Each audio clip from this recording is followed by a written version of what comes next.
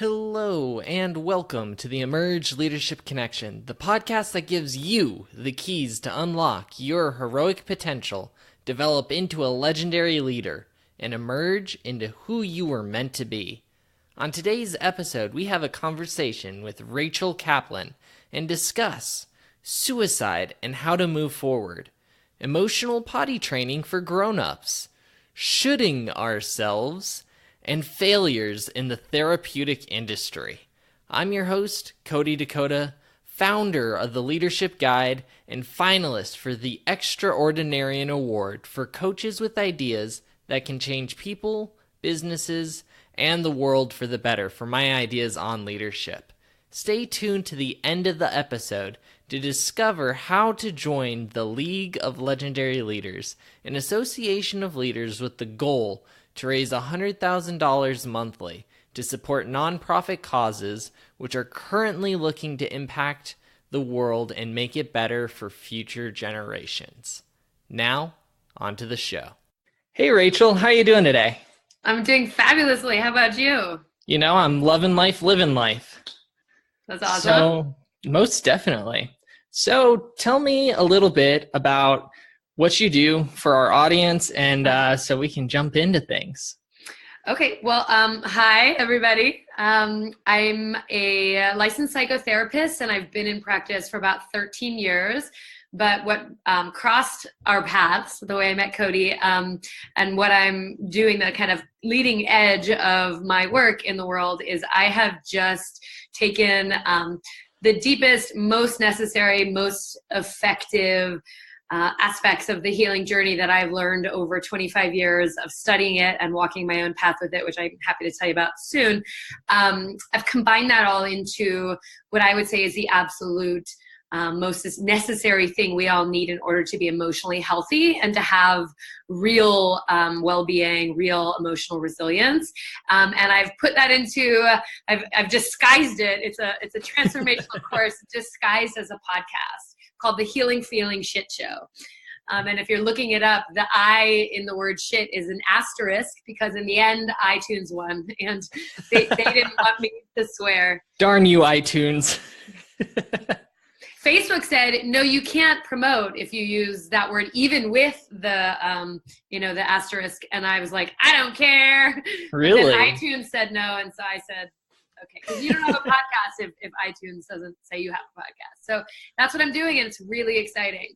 That's awesome. So one, you touch upon emotional wellness. That is a huge topic, extremely important for everybody, but especially for people in leadership. Absolutely. Because not only do you need to be emotionally well, but you need to make sure your team is emotionally well. Absolutely. And the thing is if you're not emotionally well, there's a high likelihood that you're actually bringing that off onto your team and making them emotionally unwell, which is terrible. Really yeah. So you said you've been studying this for 25 years. That's a lot of time to be dedicating to this. Well, one more thing before I go into my own journey, just to piggyback on what you just said, is that in addition to the emotional wellness, setting the tone in any workplace or on any team, there's also so much pressure on the leaders. And there is this expectation. I think we're raised in a society where we're taught to believe that what will make us happy or what will make us feel like we're enough, like we're good enough, we're lovable, is achieving success. There's a myriad of other things we're taught too, like, the white picket fence, the family, all these different things. But so I imagine that a lot of the leaders and listening and watching your show are people who they are achieving or striving to achieve these high levels of success, quote unquote, and they might be incredibly riddled with things called impostor, or that we know of as impostor syndrome, or this sense of who am I to be in this role? Or if they are doing well, if they're actually succeeding, do they feel worthy enough inside to actually receive the success? Or does this add more and more pressure to a fragile inner world where they feel like at any moment the shoe's gonna drop? And so part of what I'm doing is saying, look, whether it's your LinkedIn profile, your stacks of cash,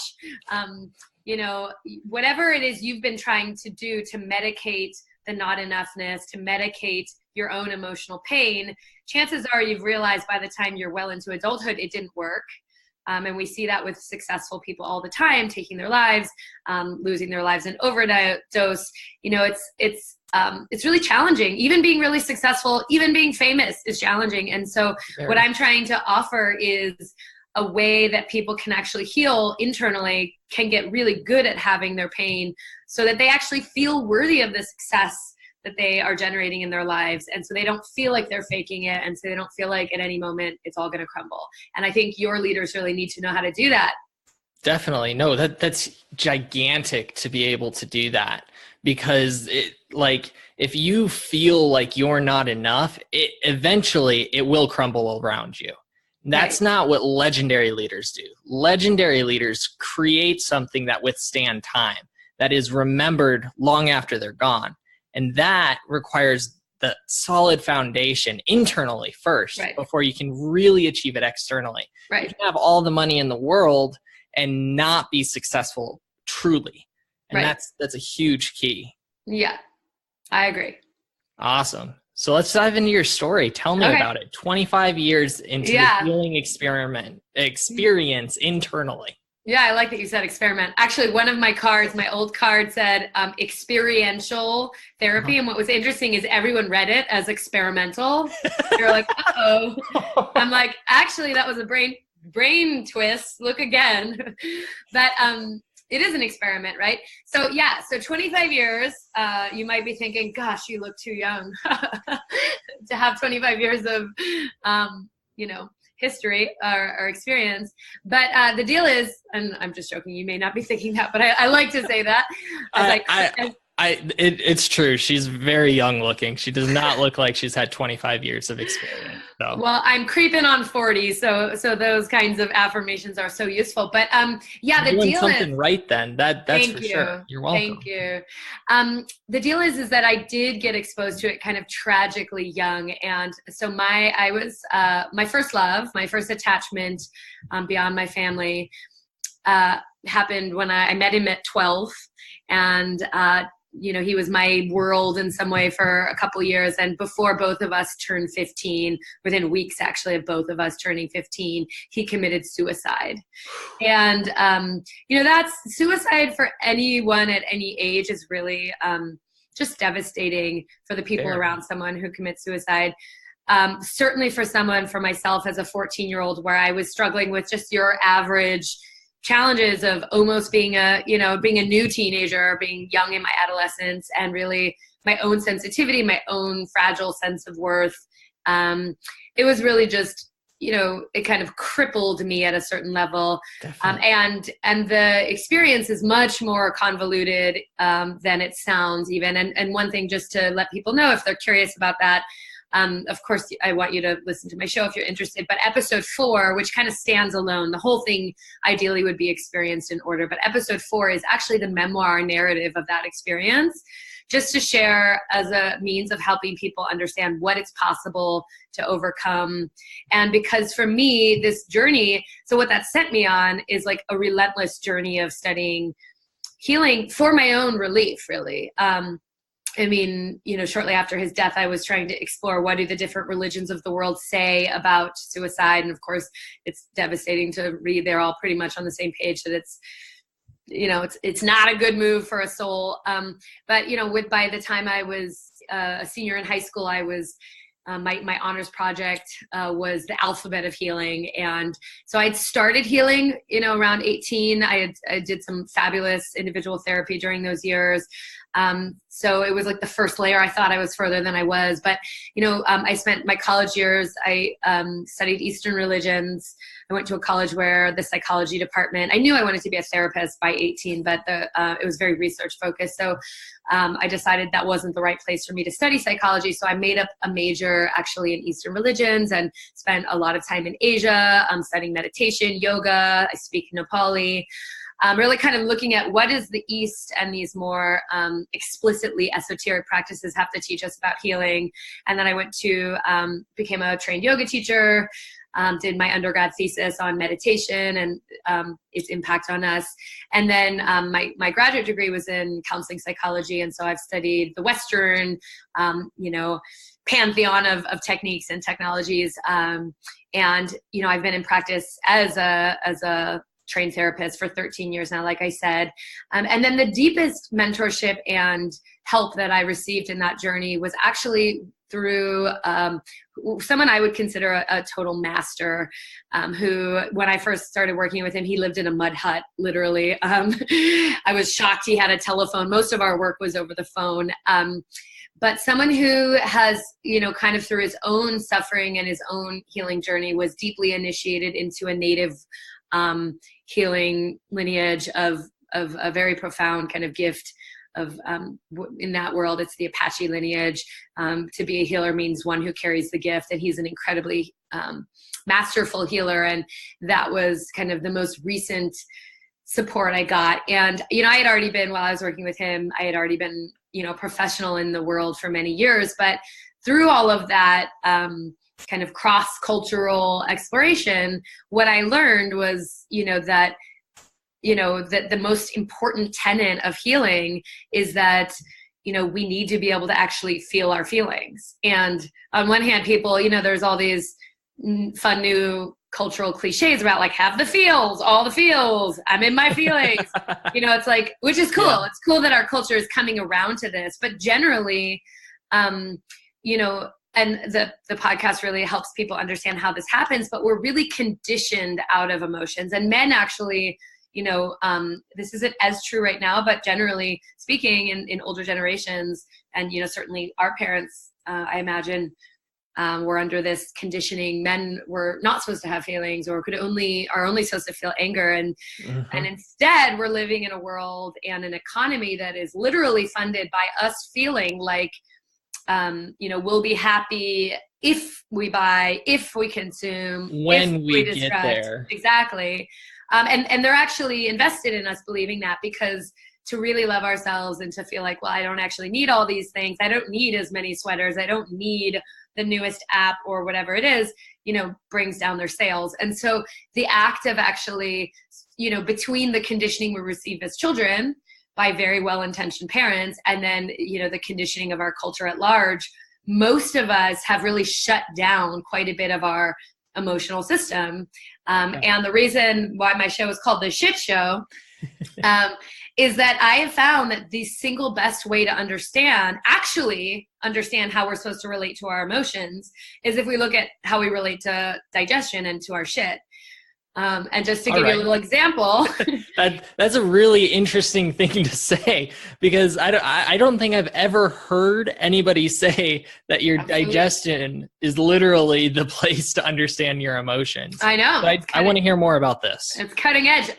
Well, think about it. When the last time you had to take a poop, you got a feeling from your body, right? You at this point can recognize the sensations, the signal, whether it's cramping or rumbling or just, you're like, I know it's coming. And so let me ask you a question, Cody. Did you, when you had that feeling, were you like, oh wait, I got that feeling, should I eat something? Or maybe if I post something that's really liked, I won't have that feeling? No. Or should I buy something? Once you have that feeling, you're kind of just like, yep, that's the feeling. I gotta go take care of that. Yeah, exactly. You go to the nearest place to move that feeling to shit, because that's that's the only way you're going to not have that feeling. Yeah. And everything you do between the moment of having that feeling and the moment of relieving that feeling by going to the bathroom won't be as fun. It's like no one wants to be full of shit all day, right? Exactly. And that it's uncomfortable. It is. Yeah, it's uncomfortable. And basically what I'm saying is that what we need to learn is, so what are emotions? They are intense clusters of sensation rolling in squads. So they're, it's like if we're angry, it's like this heat rises. We might feel a lot of tension muscularly in the arms. Like you're ready to fight. Yeah, like tightness in the jaw, all this. It's like, but they're sensations not that different from the percolation of your next shit, right? And so, but as obvious as it is that, well, no, you just go to the bathroom, duh. It's not that obvious with our emotions. What we do when we feel lonely or we feel sad is we turn on Netflix, we text someone, we post something, we eat something, we smoke something, we drink something, we watch porn, whatever it is that people are addicted to. I call it the drug of choice. It's like pick your poison. Exactly. Like whatever you've become accustomed to as a medication or a numbing of your emotions. And the truth is none of those technologies work just the same way they wouldn't work for pooping, right? It's like someone who eats food but never poops is probably dead, but at the very least really sick. And not doing well at all. No, miserable, sick. And so the same is true emotionally. It's like if you are trying to live in this world where you're taking risks, where you're leading, where you're just subject to some of the devastation or the poverty or the inequality or just your own personal life drama, it's like you cannot be a person right now and not have emotions. It's just part of the package that we have emotions. And so what I'm trying to teach people is how do you recognize the signal and what is the emotional equivalent of going to the nearest place where you can move that feeling and taking an emotional poop. Definitely. And I mean, if you're really thinking about it, right, you have to train yourself as a child to use the bathroom. It's not like it comes naturally to you. Right. And for some people it takes years. Right. You know, hopefully it doesn't for everybody, but there are some people where it literally takes years to figure out how to use the bathroom correctly. Right. And so if that's like the same kind of experience you have to have for using the bathroom, I imagine that that's the same kind of thing you have to work with understanding your emotions and learning how to utilize your emotions more effectively and how to let them quote unquote pass through your system. Exactly. Yeah. Yeah. And I joke that I'm an emotional potty trainer and that the podcast is emotional potty training for grownups. It really is. What's interesting is if you look at a child is very emotional and before they get conditioned out of it, you know, you see little toddlers tantruming and that makes, you know, if your kid is splayed out on the aisle of on the floor of aisle 6 in a grocery store, you're in trouble. It makes grocery shopping hard. So I'm not trying to condemn parents, but there is an innate system that they understand where they feel their feelings and it gets conditioned out of them.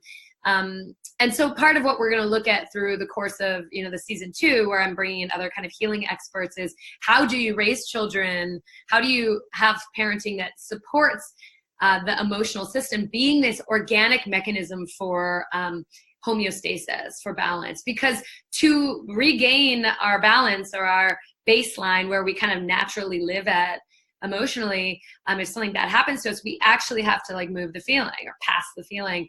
And because so many adults, by the time they would get to, you know, any kind of inquiry around well-being or by the time they're podcast listening, right, they're dealing with usually decades of repressing and contorting and trying to not have these feelings. And so it's not as easy as it sounds. It's not easy at all. Right. And so a lot of the work is really helping people strategize about how do you increase your connection to yourself enough and I like to use the metaphor in this case of bandwidth. It's like if you forgot to download a movie and you're at the airport and you really wanted to watch a movie on your flight, but you're dealing with airport Wi-Fi, you're not going to watch the movie because, you know, there's no amount of time that's going to get. Yeah, it's like the file is so big that your bandwidth is not strong enough to download it. And when we dealt with years and decades of repressing emotions and trying to medicate emotions, but what happens in the backlog is a massive file. And so a lot of the work is learning how do we increase our bandwidth so we can have this big thing come through, so we cannot be afraid of it or ashamed of it. Definitely. And with all those years and years and years of backlog data, just like in a computer system, usually you purposefully create different locks and things in the system that you try to forget because you don't want to feel that. And because our society has told us not to feel that. Right. And so you not only do you have to figure out how do you get that backload of information downloaded, right? But you have to figure out all the freaking passwords along the way. Yeah, that's right. Yeah. And so I like what you said about the locks. It's like, you know, it's a step-by-step approach of how do you tune in? How do you figure out where you're shitting yourself? And that wasn't, it didn't, I know that actually sounded like I said shitting, and it's perfect that it sounds that way because shoulding is very much like shitting on ourselves. Where are we telling ourselves we should be other than we are? Where do we have critics? Where do we have these different systems where we've taken parts of ourselves that we thought made us unlovable, made us doomed to lose the affection of our parents and then our peers. Where have we stashed these parts of ourselves, usually in a basement kind of. I like to think of it as the emotional basement, the closet where you like creepy, right? And how do we go down there and, reestablish a connection and become trustworthy enough to these parts of us that we've been scapegoating, that we've been locking away, and start to reconnect in a way where eventually the pain starts to emerge and, we can feel it, move it through, pass it through, tend to all the different layers. And then eventually those parts of us that we thought made us unlovable or bad or wrong or not enough or too much, whatever it was, right? Mm-hmm. They start to reincorporate into us.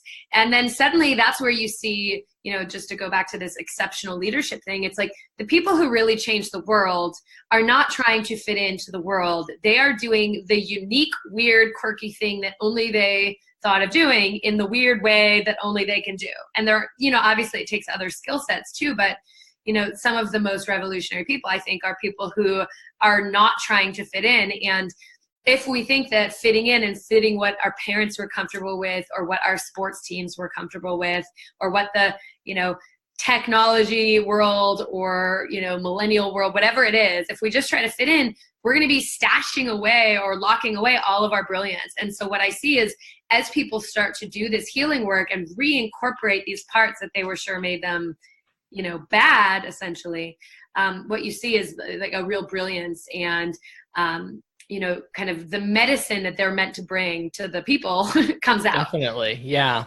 And there's something that happened to me about 2, maybe 3 years ago.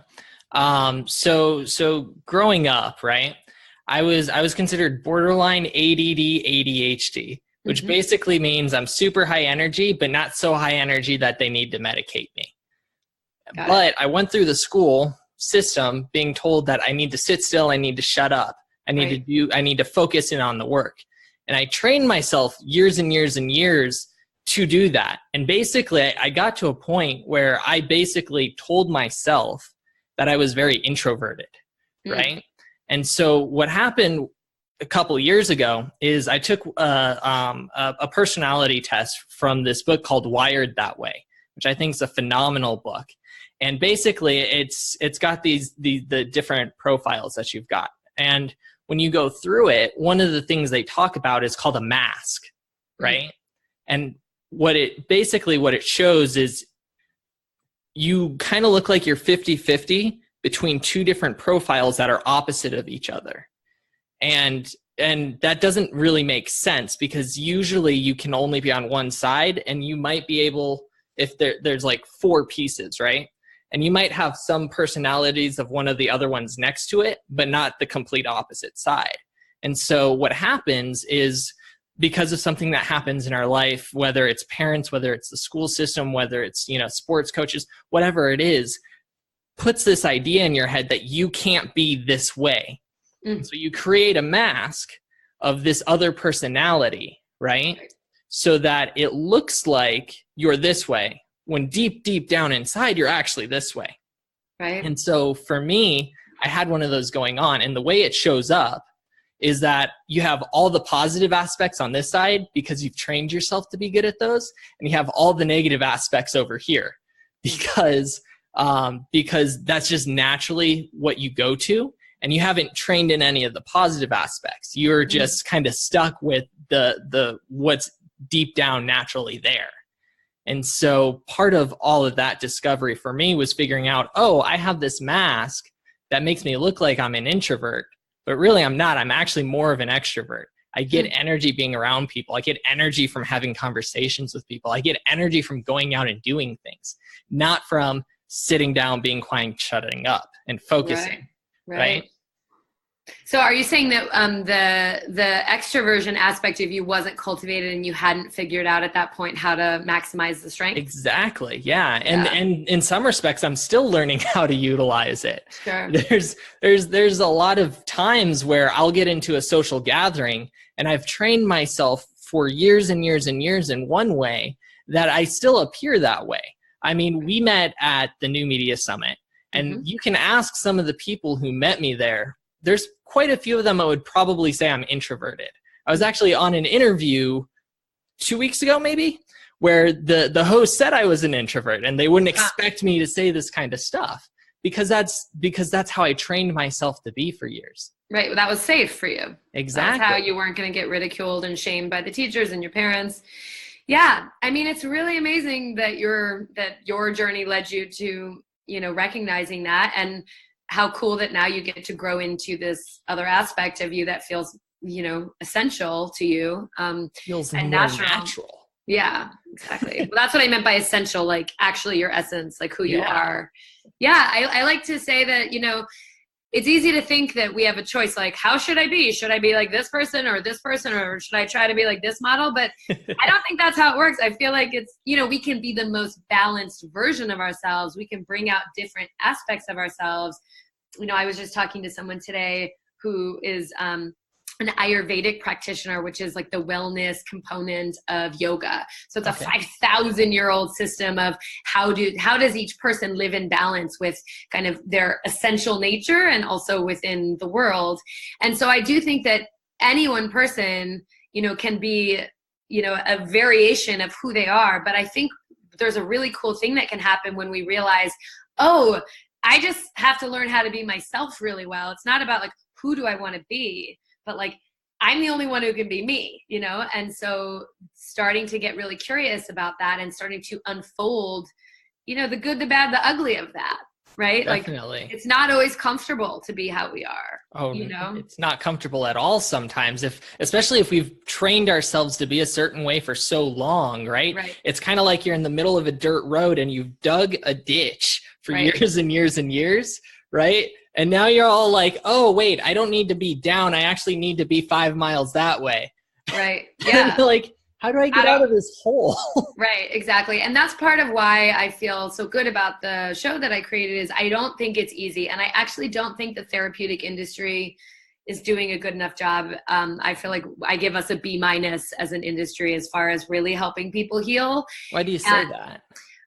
Lots of reasons. I mean, first of all, there's various practitioners. So I'm not claiming that this is true of every practitioner, but I think that a few examples. One is that if you're getting money, if you're earning money by people coming in to see you because they have problems, you have to really be in high integrity and trust around the flow of clients and, your own financial well-being to not somehow subtly, inadvertently want to make your clients dependent on you. As a therapist, if I'm doing really good work, I want to help them not need me. Beyond that, for me as a practitioner, I'm recognizing these days that I'm barely palatable as a practitioner because if someone's coming in hurting, like something's not working, they're not living as their true self, their life doesn't fit them well because it's not really based on who they are. I feel like it's my job with care and skill and compassion to help them see their blind spots and to get them into the places, get them out of their comfort zone, basically. But sometimes, people don't want to hear that, see that, they're not ready. And so I think there are a lot of practitioners where the main thing they're doing is moaning empathically while basically saying, how are you feeling? Oh, or reframing everything someone says in a positive light. And that might create a surface level feel good, but that person isn't necessarily getting into the place where they're really contributing to their own suffering. And so, and then just one other thing that's a little more on the theory side, there's so many different types of therapy right now. But one of the big ones is working with like with our thoughts. So CBT, cognitive behavioral therapy. And there's other ones that work with the thoughts. But there's a lot of approaches where they're trying to have someone become very aware of the kinds of thoughts they're having and try to find reasonable thoughts. Now, as a practice, that's a good idea. And I have my own version of like helping people do what I call reality testing at the end of an emotional poop, where you have those reasonable thoughts and you find out what thoughts actually not just are true, but are true to the wounded parts. So it's not that I'm shunning this model altogether, but what I think happens is if you have a core wound, if you were taught early in your life that aspects about you weren't okay or weren't acceptable, or that you had to shut yourself down in a certain way to get approval, that's much deeper than the surface level of your thoughts. And so if you don't address that the boulder at the bottom of the water or the sea dragon, whatever it is, then, you can try to alter the surface ripples, but it's not going to work. But if you do go into that core thing and you help someone actually heal a part of them that feels worthless or not enough or too much or too loud or too much energy, whatever it is, then naturally the surface will change. And so I think as an industry, we're seeing too much of trying to manage emotions, trying to work on the superficial levels, and practitioners keeping people comfortable instead of actually, caringly showing people their shit. Definitely. No, and that's gigantic what you just touched on, because I feel like I would call that a disease, what you're talking about. That disease doesn't just impact the healing industry as a whole. I think that everywhere. Impacts all over the place, especially in every area of leadership, because it's like either one, we know how to heal it, but we don't want to do the work to heal all that stuff. Or two, we don't know how to heal it. Right? I think it's more two. And you may be right. I don't have the stats on that to say for sure, right? But if you don't know how to do it, right, you can't help people if you don't know how to do it yourself, right? Oh, right. You can't give what you do not have. Right. And so one, you have to know how to do it. You have to know, in the healing world, you have to know how to heal. In the leadership world, you have to know how to lead other people, which starts with yourself. You have to know how to lead yourself before you can lead other people. Right. Right. And drawing on this thought further, right, my guess is that these healing practitioners you're talking about, who are in their levels of leadership, are having their own emotional crap, right, that they can't figure out. And that's why they're not willing to do the deep work, right, to help people.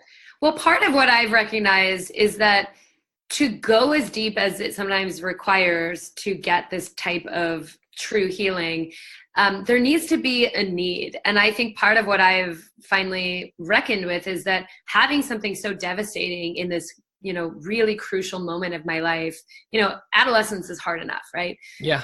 But that was so impactful that it demanded, I could have gone lots of ways, right? I could have become a drug addict. I could have taken my life, right? Yeah. But since that isn't who I am, and that I don't think is why I'm here, it basically demanded that I take this path as deep as I possibly could. And so for someone who's becoming a therapist, because it's a fantastic career, and of course every human has challenges and suffering. I don't think you can't be a person without having pain.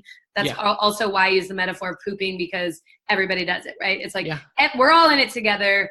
We're going to die. We're going to die. We're going to lose our keys. We're going to lose our phones. We're going to lose our jobs sometimes. We're going to lose relationships. We're going to lose our lives. Like, there's not a way to not have pain. So I'm not saying that any therapist could be a human and be at the age you need to be a professional therapist without having pain. But I think there's tons of people who haven't had the kind of critical, excruciating life experiences that demand that you take it as deep as I have. And that's great for them, but it might not be as great for their clients. Yeah, and I think that anyone in therapy really wants to check out, do you feel like you're getting beyond your comfort zone? Do you feel like the person that you're working with is really supporting or increasing your bandwidth to feel your feelings more when you're around them than when you're not? Do you feel like they're giving you tools where you're actually becoming less and less dependent on them and not more? Yeah, and that's huge. That's tying back. You said that starts with values, right? You have to have integrity and trust, right? If you don't have those things, that's true of any leadership position in the world. You need integrity in what you do, and you need to gain trust of the people you work with. If you don't have those things, you can't lead. Go ahead. And just, you need to have trust of yourselves. I think that's really the crippling thing we're missing. And, I spoke to it before, but impostor syndrome, I think that there's so much pressure to look perfect and to be perfect. And, I think when the more attention we get, the more people are watching, often the louder those inner critics inside, those, fears get of being exposed for being less than perfect. And so much of my mission behind the Healing Feeling Shit Show is about dismantling the cultural shame around pain and really trying to be like, hey guys, let's all get real. No one's perfect. Nobody's happy all the time. You're not supposed to be, but why don't you get really effective at, dealing with what you do have, the struggles you have, the pain you have, and then you can be the unique, imperfect, but amazing person you are. Definitely. Yeah. I've got some clients who are like that type A personality, high driven, high achieving. And there are times where they're so focused on getting whatever thing they're working on perfect, right? It's kind of like you need to stop, right? It's not going to be perfect, period, right? That's okay. I'm not perfect. You're not perfect. That's okay. Right? Do they get paralyzed in that? Or is it like they want, It's a huge paralyzing effect, right? Because that idea of perfection, you can't achieve it, right? There will always be something that goes wrong. And so when you're so focused on doing perfect, you can't do it. It's just not possible because we're humans. We're not perfect. Right. Oh no, right? Right. So when you stop seeking perfection, right, you can achieve excellence. And what I like to say is that it's better to have 80% of something than 100% of nothing. Right. Yeah. Yeah. And my version of that is that instead of being obsessed with happiness, what I feel like doing this deep healing work with yourself will do, becoming emotionally potty trained, creates a state that I refer to as emotional resilience, which I absolutely think is better than happy, because what it is the trust that whatever life throws at us, we can handle because we can move our feelings through us. So if we feel afraid, if we get rejected, if we're sad, if we're mad, whatever, we know how to deal with it in the way that we don't have to use our fear of those experiences and those feelings to paralyze us.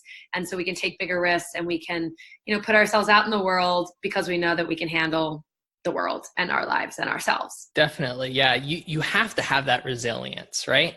If you don't have that resilience, you will crumble every single time. Right. Yeah. And it's difficult to do. It takes years and years and years to understand it, right? You're never going to be perfect at it. Right. But years just to understand how it should flow through you. Mm-hmm. Yeah, it's true. Awesome. I'm curious about this because I know there are people out in the world who are listening right now who either have had someone close to them commit suicide. They have kids who are thinking about suicide. Maybe they've thought about committing suicide, right? You were so close to that situation in your youth. How were you able to get through that yourself at that time, thinking back then? Because you can reflect on it now and think about what you would do now, but how did you get through it then when you were that young? Yeah, well, it's a good question. I think the first thing I want to throw out there, and I feel like part of what I'm harvesting in the last few years as I've been putting this material out into the world, is I think part of my mission is to just plant the seed of doubt to anyone who's considering suicide as an end to pain. And I won't get into the details because it'll sound woo-woo. But I just, from my life experience and my study, and this includes every single religious tradition I've been able to get my hands on, every kind of medium who, channels dead people, all kinds of study into this. I think it's just fair to at least doubt that choice takes someone out of their pain. I mean, what you see in the environment around suicide prevention is a real focus on the pain that everyone is left with. And I think we can all agree that that's very obvious, and Definitely. Certainly that I experienced.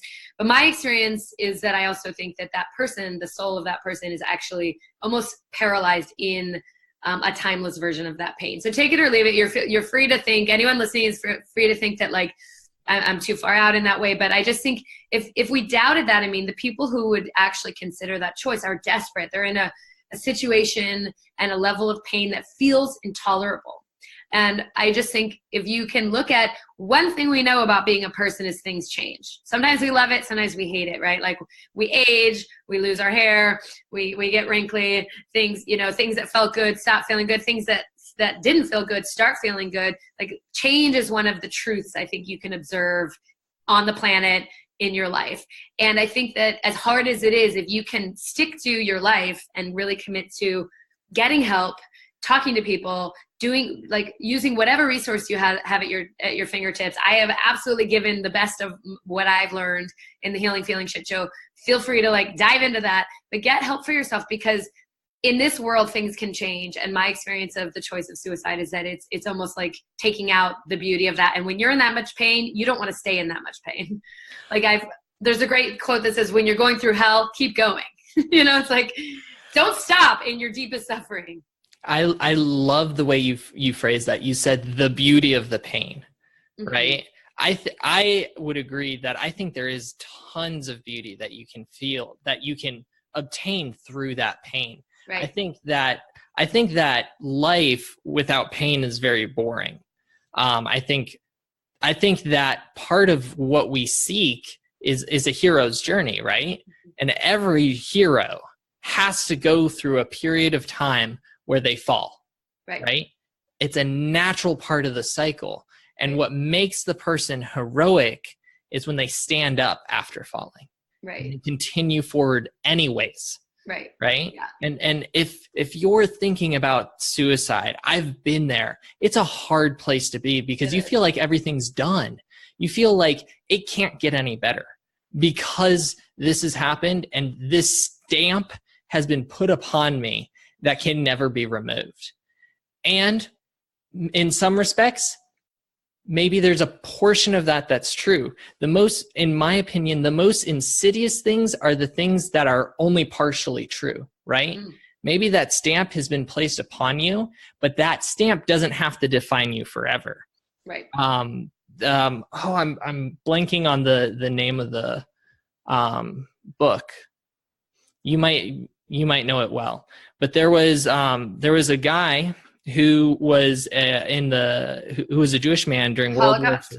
Yeah, during the Holocaust. Man's Search for Meaning, Viktor Frankl. Thank you, Viktor Frankl. I hate when I miss people's names, especially when they're as huge as Viktor Frankl. Anyways, again, see, I'm not perfect. Right. You heard it right here. I'm not perfect. I'm okay with that. Viktor Frankl was somebody who literally went through Nazi camp, had a literal stamp put upon him, right? And he went through that awful traumatic experience, right? People did kill themselves there. There was no hope there. There was nothing, right? But he stuck it out anyways. And he has gone on to create an amazing legacy, even though he had that stamp put on him, literally a stamp put on him, right? Of a prisoner number, that was what he was called in the internment camp. Right. And so, yes, that stamp was always with him, right? To this day, it's still with him. But that is not the defining thing of his legacy. Right. The defining thing of his legacy is the book he came out with afterwards, Man's Search for Meaning, which is a phenomenal book. And it is a life-changing work by itself.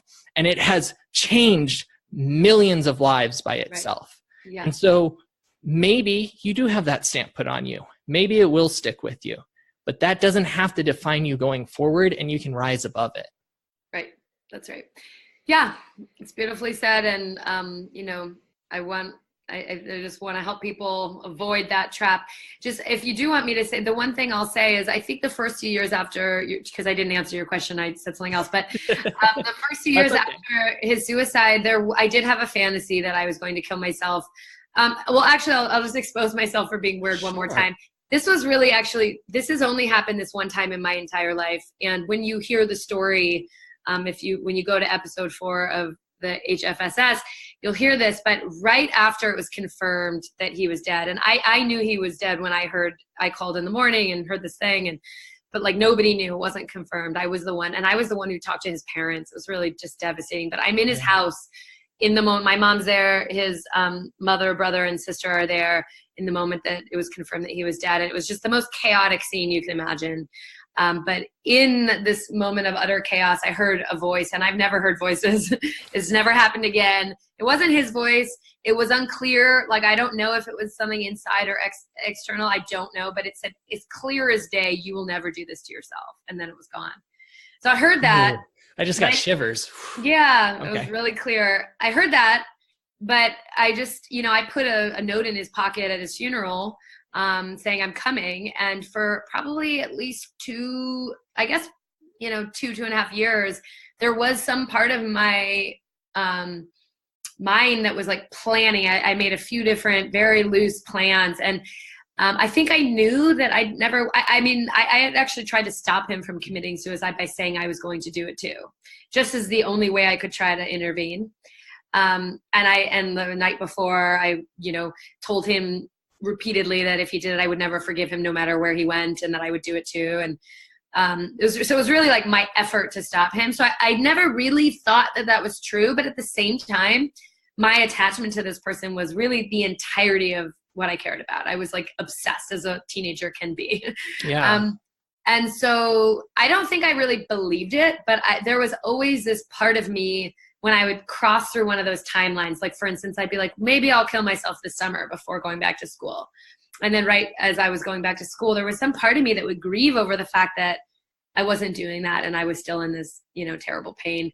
And I just think I started healing. I think that, the first time it really started to show the healing that I was doing was when I was, almost 18. And it was actually another loss. It was the end of the next relationship that I got into that brought me back. And, and I had this powerful experience of like, life's not a circle. We go through these cycles, we go through different experiences, but when we come back to where we started and maybe what we've been afraid of, we're changed. Like the loop has expanded. It's a spiral. It's like, we are not that same person. And yeah. I started waking up to, through the act of being left, which was like, what I was ultimately terrified about. I tried to break up with this boyfriend before he went to college, but he was like, no, we're soulmates. And I was like, I don't know. But he like begged me, and finally I'm like, okay, I'll try it. And then he left to college and was just like, what's your name? But anyway, which was perfect. It was perfect because it brought me to the thing I was most terrified of, which was to be left again.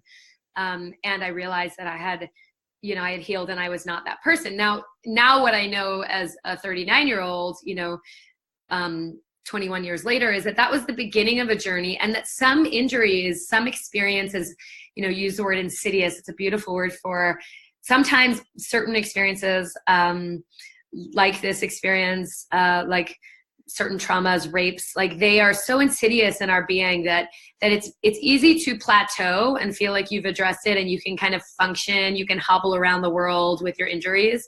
But to truly heal takes a tremendous amount of skill and support and strength. And so, this was really, and this is another thing, just to loop back to what you're talking about with the hero's journey. Interestingly, I got married in 2012, someone I love very deeply, and someone who actually had a lot of similar qualities. I didn't realize this consciously in the beginning, but to this dead boyfriend of mine. And we loved each other very deeply, but as soon as we were married, it was very clear we had a nearly, if not completely untenable dynamic that kind of actually changed at our wedding. It became more severe. I think something about the expectations of marriage and kind of what's passed down through the generations about what it means to be married. So that is what propelled me into this last deepest round of work with this healer. And interestingly, the healer and my husband, I like to call him. That's an interesting word. I like. Isn't it great? Your husband. Anyone who listens is welcome to use that. I hope you don't have one unless it's like the way I have one where it's perfect. But they had the same name, and the healer's name is actually, his last name is Grant. And I don't want to say the name just because he's a very private person. But so I was in this like life-changing sandwich of a marriage with one person and then healing work with this person with the same name but the last name of Grant. And I worked so hard to really face myself, and very quickly it became clear that my contributions to what wasn't working about the marriage had really everything to do with the leftover wounding from this suicide. And so I worked my butt off, and really in crazy ways, and learned how to become really proficient with emotional pooping, and learned I would chop wood with an axe quite regularly as a means of harnessing anger, and like learning how to create enough support so I could cry and grieve and feel into my shame and worthlessness, like really all of the emotions, which I break down in the HFSS. So, and then, you know, and I went through a journey where I moved out for a year in the marriage, and we were still together, but trying to figure it out. And then I moved back in. And anyway, I finally got to a place where I was like, you know what? It's clear I will not have well-being in my life if I stay in this marriage. It's not from a lack of love, but it's just almost a mechanical misalignment between me and this person.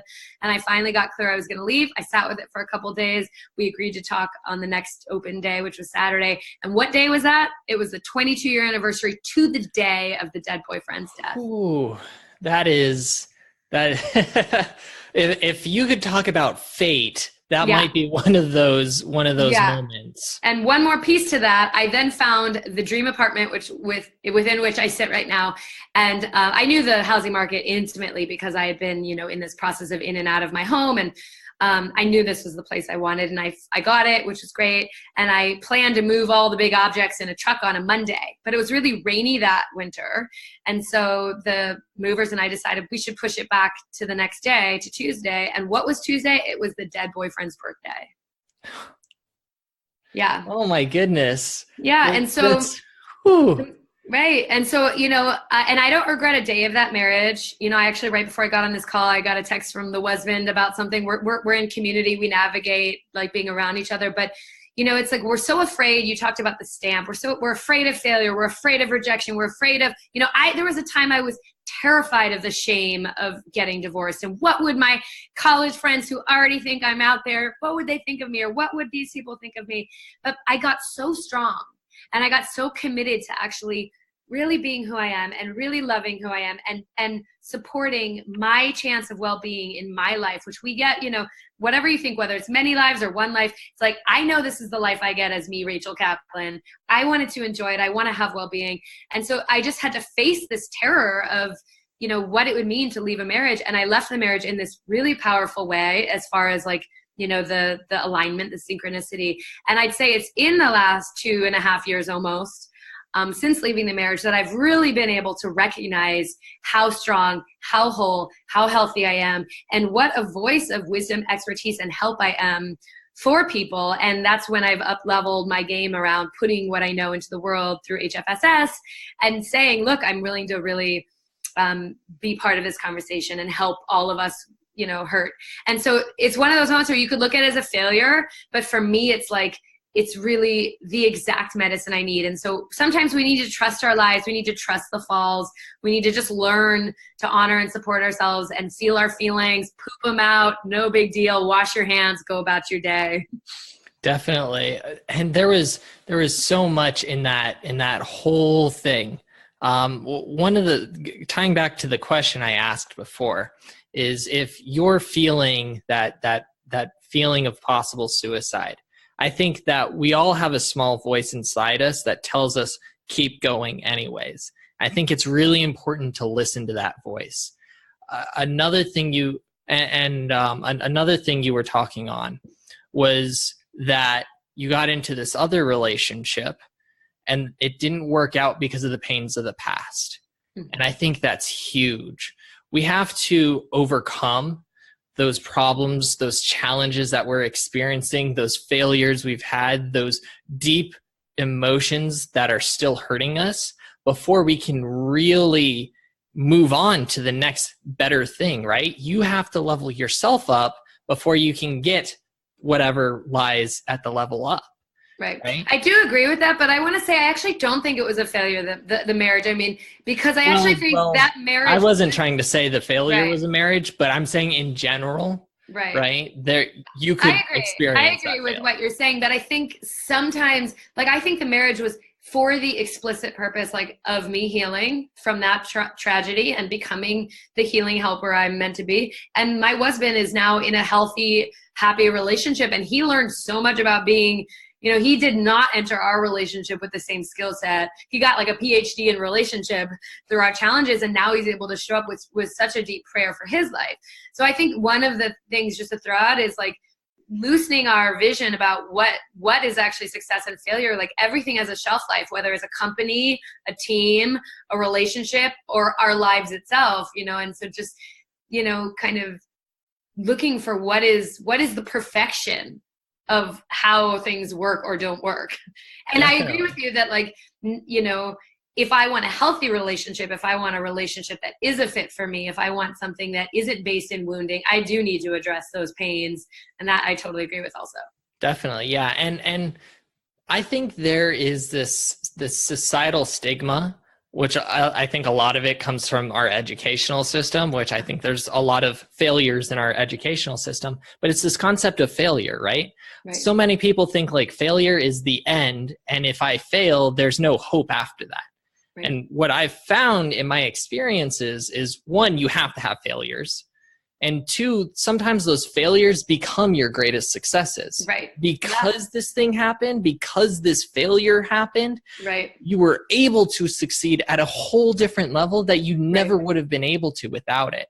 And so I think we need to get rid of this stigma of failure, right? Because I don't think it exists. I think it's just a stumbling block on the hero's journey. Yeah, learning. So profound. Like the summit that we met at, there's all these podcasters and people who wanted to connect to podcasters and people, building businesses through online media. And what was so powerful to me is, everyone got to get up and say what they do, what their work is, and they were connecting it to their story. It's like, whatever it is that we struggle through becomes our medicine to teach. And it's really hard to teach something that you didn't have to work for, because it's hard to own something we don't work for. I think that you can't, right? You have to have it before you can give it, right? Exactly. If I don't have $1 million, I'm sorry, I can't give you $1 million, right? Right. If I haven't gone through pain, I can't teach you how to overcome pain. Right. Yeah. So it's so neat to be in a group of people who have all overcome whatever they've overcome and now feel it as their purpose and mission to share that. And I think that's really something to be, that's what it means to be a grown-up and to be a part of society, is to go on our journey, harvest the fruits, and then find the right way to offer it and help people with it. Definitely. I love that. Just, and the whole process of a harvest, right? It's a long process. It's not an easy process, and you don't see the fruit of it right away, right? You take the seed, you put it in the ground, right? You put the dirt over it, you water it, right? If I go back to that dirt the next day and I pull the seed out to make sure it's still there, I'm never going to get any crop, right? And this is the other thing with being a farmer, right? You have to create a lot of crops. And guess what? Not all of them will succeed, right? There will be crops that die. That is the process. You might have a whole field that dies, but that doesn't mean you're necessarily going to starve, because if you have other fields, you can still harvest the crop from there. And guess what? Next season, right? You can replant that field, and who knows, that might be the best field you have next season. Right. You sound like you have a lot of expertise with farming. Do you have farming in your family lineage? No, I have no farming. Nicely done. Thank you. I appreciate that. I learn. I listen and I learn to a lot of different things. Yeah. And, well, it's neat actually. Like one thing, I did 2 interviews for my show today with different people, and what kept coming up, and because of the kind of lineage where I got the most help, with this person who is so earth connected, there really is a way that, when we're feeling lost, when we're feeling like we don't know if we can keep going with our painful human lives, or we don't know what to do, to look at the earth, which lives in balance and is so resilient. And there's so many ways that some of the greatest healing systems and some of the healthiest cultures were living in connection with the earth. And in the HFSS, I definitely correlate to help people understand what an emotion looks like in balance. We break down, like episode 7 is anger, and we look at fire. And then episode 8 is, which was just released this week, sadness. And we look at water and grief. I mean, water literally comes out of our face when we feel grief. And fear, we look at air, like the vibration, the uncertainty, the groundlessness that we have, and terror. And then to look at shame and worthlessness, we look at the earth, and do we have integrity? Do we feel like enough? And one just thing as a gift for all of the people who might be listening and are interested, I've created a quiz where if you go to yourcorewound.com, there's a little quiz there. It takes you less than 5 minutes. And you just numerically, quantify certain statements, and it will send it to me, which is cool. I actually engage with every single quiz. And I look at it, and then I enter your email into a different system where I will send you a little module of a video, the episode that correlates that emotion from the podcast, and a list of strategies of what you can actually try to start diving into the work of moving your feelings. Now, the truth is, just as like a spoiler alert, the truth is that we have to be able to move every kind of feeling. So we have to be able to have anger and sadness. And so, even if, like, let's say you took the quiz and it says your core wound is anger, which is not totally true, but it's like, you have to start with anger. And anger is actually so transformative. It's the emotion that has the bad rap, the taboo, but it's actually one of the most powerful game changers in emotional healing. But at any rate, you're going to need the others. But it's like a good place to start. And because the podcast is such a in-depth journey and will really help you understand yourself, help you understand how to look at which parts of you you've pushed down into the basement. I want everyone who's interested in this work, if you actually want to achieve healing, go through the whole journey. But it takes a lot of hours of the podcast for you to get to the skills. So this kind of gives you a shortcut of how you can dive in and just try it out for yourself. And so definitely. That's and really get to easy that way. Core one, right? Yeah. Because if that's the big one you have to be looking to overcome, and that is the big one that's preventing you from getting to where you want to get to, because we all have a core one, I believe. Right. Yeah, I agree. So if you can start the work on healing that one, right? Yeah. Once you get to the other ones, you'll be that much more prepared to handle the other ones. Well, what's interesting is it's a little like an onion generally. And so what's tricky is, like, for most of us, the core of the core is like around shame or worthlessness. Like, are we enough? Are we okay? And also, do we belong? And so anger will never be as core as worthlessness and belonging, or worth and belonging. But when it's a good way to segue, because you can't, like, because it's such a deeply buried feeling for most of us, that sense of, are we enough? If you're walking around, some people who don't have that sense of enoughness are going to be really freaking out or really angry, or the flip side of anger, which is they might be a doormat. They might be like really depressed and attacking themselves, but kind of, passive aggressive, not actually in touch with their boundaries, their no. And so that's one way it could look. And so those people are going to start working with their anger as a means of getting into that deeper layer of shame. And some people might be more drowning in grief and sadness and despair and hurt and all this, and so then they want to start from a different place. And so I caveat all that because I'm just endlessly honest, and I want people to know that if your results say, and someone actually emailed me saying, it says my results are anger, but I don't think it's right. And I was like, you're right. Your core wound is not necessarily anger, but this is where I want you to start with your core wound. This is the thing that you can get good at that will open up those next layers. Yeah.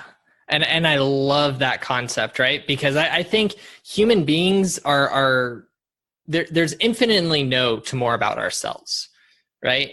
And you can't get like 100% knowing of yourself, right? Because something you mentioned earlier is you change over time, right? That circle, right? Each time you come back to that somewhat cyclical nature of things, right? You're not the same person, right? There's the ancient proverb that says when a man goes through a river more than once, it's not the same, right? Because every single time the river changes, and every single time he's a different man.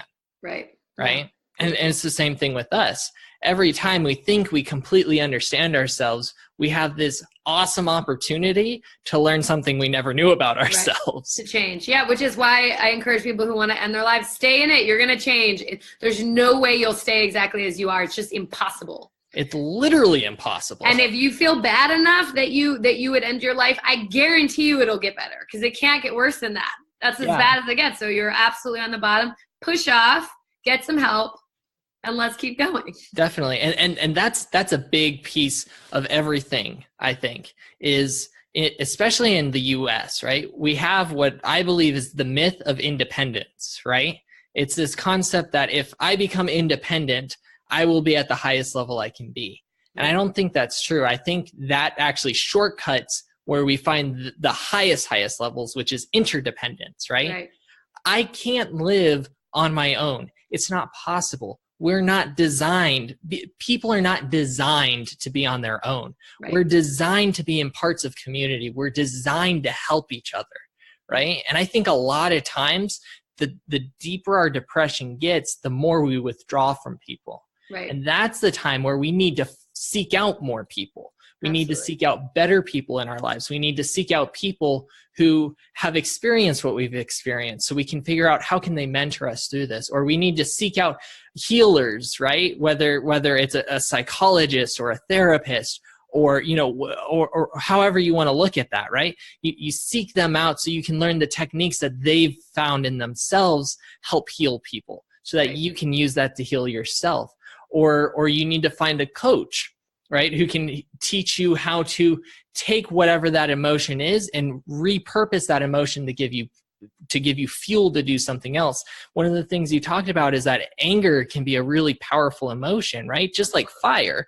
Fire can be destructive. It can destroy everything around it. And at the same time, fire can bring you life, right? We need fire. Exactly. We went years where fire was literally the only thing that kept us alive at night, right? And so fire has the power to also bring life, and it fuels industry. You need fire to fuel industry, and you can take that fire, right, that anger, and you can repurpose that energy into something productive. And that's something a coach is going to help with. And this all goes to say that you need other people in your life. Right. Absolutely. You're a wise dude. How old are you? I'm on the younger side. I'm actually 25 right now. You're killing it. I'm proud of you. Thank you. I appreciate that. Yeah. Awesome. Is there anything else you want to talk about? Anything that is on your mind? Any crazy things been happening? I don't know. I think if you're curious on anything else, I'm happy to share. But that feels like we have been super thorough and inspired. I feel inspired. Good. Your people will be inspired. Do you have any more questions?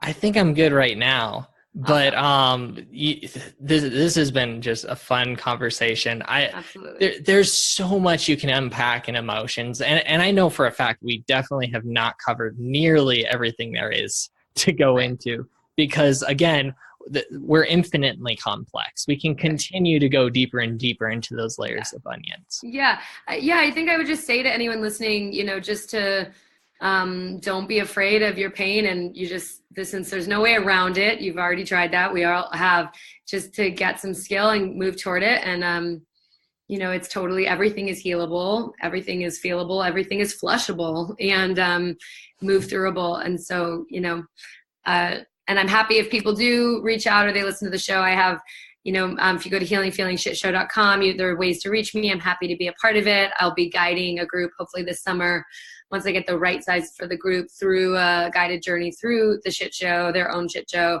with combination of individual and group support. And like I said, yourcorewound.com will send you, straight to the work part of the program. So I'm here to help. And thanks for the opportunity to connect with you and all your wisdom and your leaders. It was a pleasure. Thank you. I appreciate that. And thank you for having this conversation, because I know that this is such a big thing for so many people. Yeah. All of us. Exactly. And not only just for themselves, but for the people on their teams, the people in their families, right? Because we're all going through this, right? Right. You're not alone in feeling all this nonsense, right? Yeah. This is life. These are the emotions are a part of the beauty of what life is. Right. Yeah. The good and the bad. Right. Yeah. And we can't numb the bad and not numb the good too. It's funny that you talk about the teams. One of my offerings is going into companies on Fridays. I can only do it on Fridays. So I have clients all the other days, and Fridays are for feelings is what I call it. And like working with corporate teams around creating more emotional intelligence in the workplace and kind of changing, because, as much as people try to keep it professional and not have feelings at work, when you care about what you're doing at work, you're absolutely going to have feelings. And so how to work with that skillfully. So definitely. Go feelings. Go feelings. I love it. Awesome. Well, thank you again, and we'll talk again soon. Okay, sounds good. Thanks so much. Mm-hmm. That was our fantastic episode with Rachel Kaplan. Thanks for listening to this episode. Please make sure to go to your favorite podcast player of choice and there rate the podcast, then subscribe so that you don't miss any episodes.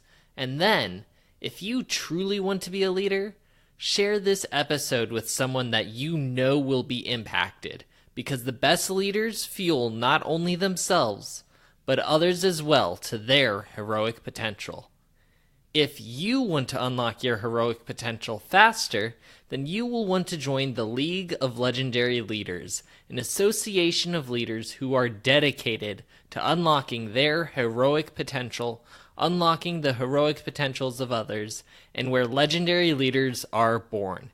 We also have a goal to raise $100,000 monthly to support nonprofits that are actively undertaking causes to impact the future in areas including neurodiversity, character strength, positive psychological research, homelessness, and more. Seize the call now. Go to www.theleadership.guide and click Get Free Guidance Now to propel you on your journey to legendary leadership. I'm your host, Cody Dakota, and I'm honored to have spent this time with you today. My final message for you, and listen closely. It's time. Wake up your heroic potential. Let go of your fears and anxieties, and let's discover what is possible on your journey to become a legendary leader. Emerge and become who you were meant to be.